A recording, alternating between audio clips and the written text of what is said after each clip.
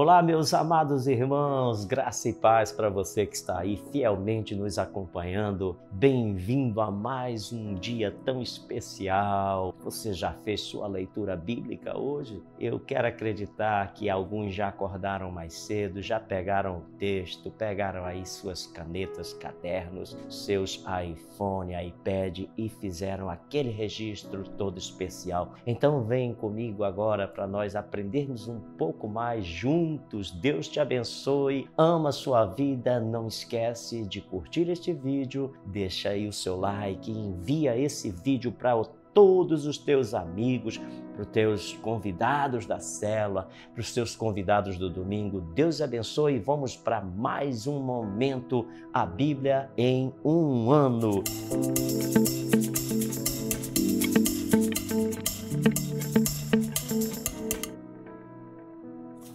Hoje nós já estamos no livro de Juízes, saímos de um salto de Josué e já estamos em Juízes, aonde é levantado os juízes. O livro já tem um nome do que qual é o propósito de Deus. E esse juiz que é levantado é um muito conhecido, chama-se Sansão, e você já deve estar familiarizado com a história dele. Interessante que no capítulo 13 vai falar do nascimento desse menino. Do versículo 1 começa essa narrativa. O anjo aparece primeiramente para a mulher. Eu acho isso muito interessante porque esse anjo fala para ela, a mãe do Sansão, né? Olha só, os filhos de Israel tornaram a fazer o que era mal, versículo 1 do capítulo 13, fizeram o que era mal aos olhos do Senhor. Por isso ele os entregou nas mãos dos filisteus durante 40 anos, muito tempo de escravidão. Havia um homem de Zorá, da linhagem de Dan, chamado Manoa, cujo a mulher era estéril e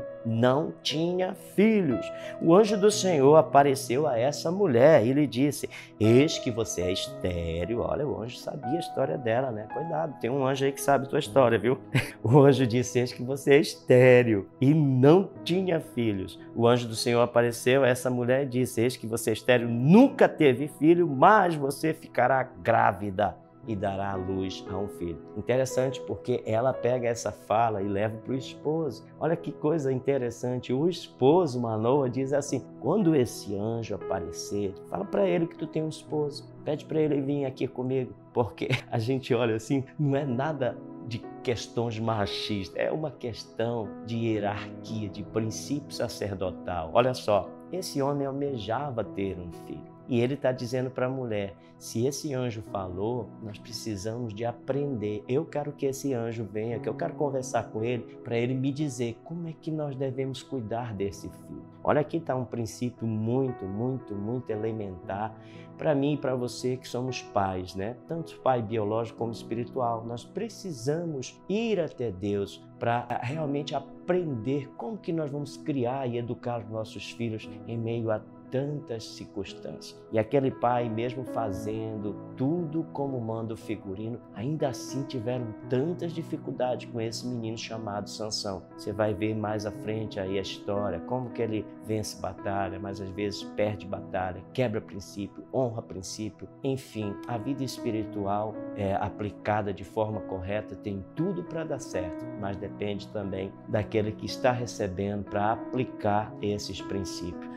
Esse é um exemplo de Sansão, né? A Bíblia diz que ele vai matar mais nos últimos dias com a sua morte do que o tempo durante de vida. Mas tem um princípio aí, a desobediência dele impediu de cumprir o propósito pleno de Deus. E eu acredito que todos nós queremos buscar e descobrir cada vez mais e mais qual o propósito de Deus para nossas vidas. Amém? Deus abençoe você. E eu quero ainda continuar aqui com você, agora no livro de Jó 41. Estamos realmente chegando aí ao final deste livro. Eu vou estar acompanhando aqui na minha Bíblia de estudo junto com você. É um texto muito importante, muito lindo e já aprendemos tantas coisas, né, com o livro de Jó. Aqui em Jó 41 diz assim: bem-aventurado aquele que ajuda aos necessitados. O Senhor livra no dia do mal. Já falei para você numa meditação lá atrás, né, que capítulo 29, onde Jó se apresenta no versículo 2, se não me falha a memória, como defensor dos órfãos e dos pobres. Mas tem algo interessante aqui, onde ele vai falar de alguns conflitos que é meio difícil de entender. Eu queria assim te dar alguma luz, né, sobre isso. Realmente estamos chegando ao final da leitura de Jó. Já estamos com saudade desse personagem tão paciente, tão cheio de experiência e tão maduro. No livro de Jó tem algo muito interessante. Eu queria destacar apenas algo que eu grifei aqui, que talvez seja uma coisa tão difícil quando você lê no primeiro versículo, que diz assim: você é capaz de pescar o monstro Leviatã com um anzol e prender a sua língua com uma corda? Sabe o que ele está dizendo? Alguns historiadores falam que esse monstro Leviatã, ele tipifica a figura, né, de espíritos caídos que são tão fortes em querer aprisionar as pessoas dentro de alguns paradigmas. Inclusive Paulo vai falar, né, que as armas das nossas milícias não são carnais, mas poderosas em Deus para destruir sofisma, para anular, quebrar as fortalezas e todo pensamento que se levante contra nós. Ele está falando de uma batalha espiritual aqui. São coisas tão grande, tão assim, de uma maturidade, de uma dimensão de alguém que está mergulhado em Deus e sabe o que está falando. Olha só o que ele continua dizendo, só para você entender um pouco mais. Você consegue passar uma vara de junco pelo nariz desse monstro? Como é que você quer falar comigo? Como é que você quer trazer esses assuntos? Você não sabe o que é que eu estou enfrentando. Você não tem o descortinar do secreto, das coisas que eu e Deus sabemos. É uma batalha espiritual, não tem nada a ver com o meu pecado, com as coisas que vocês estão trazendo. De uma forma muito educada, está dando uma lição aqui no capítulo 41 sobre batalha espiritual. E aproveitando a questão de batalha espiritual, nesse texto que nós vamos agora caminhar junto para finalizar esse dia, Atos capítulo 20, tem uma história interessante. Paulo ainda continua nas suas viagens missionárias e ele chega em um determinado lugar e ele está aplicando, né, para ser exato, em Troade. Ele ali para num momento com os irmãos e ele vai praticar o que ele já vem vivendo no livro de Atos, né, na comunidade cristã, que é o partir do pão. Ele diz: no primeiro dia da semana nós nos reunimos a fim de partir o pão. Paulo, que pretendia viajar no dia seguinte, falava aos irmãos e prolongou-se a mensagem até a meia-noite. Tornou uma vigília o culto, né? Havia muitas lâmpadas no cenáculo onde estavam reunidos. Um jovem chamado Eutíquico, que estava sentado numa janela, adormeceu profundamente durante a prolongada mensagem de Paulo. Não é porque o pregador era ruim, não. É porque o cara estava...